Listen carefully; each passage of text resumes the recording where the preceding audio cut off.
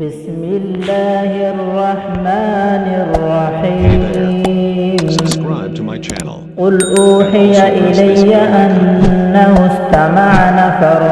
من الجن فقالوا إنا سمعنا قرآنا عجبا يهدي إلى الرشد فآمنا به ولن نشرك بربنا أحدا وأنه تعالى جد ربنا ما اتخذ صاحبة ولا ولدا وأنه كان يقول سفيهنا على الله شططا وأنا ظننا أن لن تقول الإنس والجن على الله كذبا وأنه كان رجال من الإنس يعوذون برجال من الجن فزادوهم رهقا وأنهم ظنوا كما ظننتم أن لن يبعث الله أحدا وأنا لمسنا السماء فوجدناها ملئت حرسا شديدا وشهبا وأنا كنا نقعد منها مقائد للسمع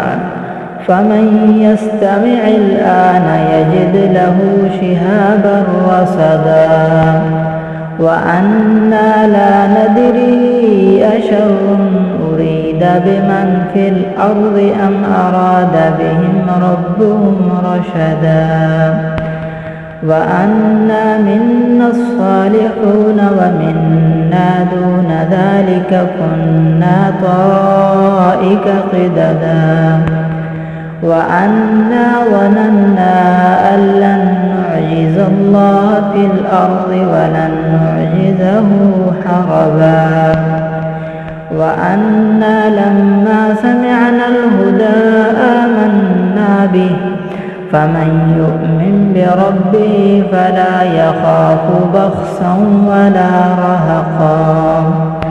وأنا منا المسلمون ومنا القاسطون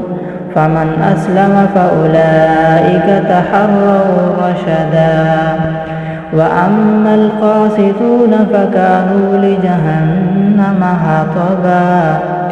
وأن لو استقاموا على الطريقة لأسقيناهم ماء غدقا لنفتنهم فيه ومن يعرض عن ذكر ربه يسلكه عذابا صعدا وأن المساجد لله فلا تدعوا مع الله أحدا وأنه لما قام عبد الله يدعوه كادوا يكونون عليه لبدا قل إنما أدعو ربي ولا أشرك به أحدا قل إني لا أملك لكم ضرا ولا رشدا قل إني لن يجيرني من الله أحد ولن أجد من دونه ملتحدا إلا بلاغا من الله ورسالاته ومن يعص الله ورسوله فإن له نار جهنم خالدين فيها أبدا حتى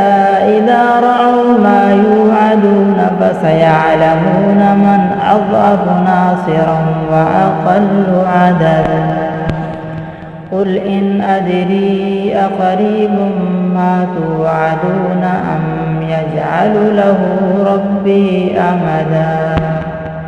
عالم الغيب فلا يظهر على غيبه أحدا إلا من ارتضى من رسول فإنه يسلك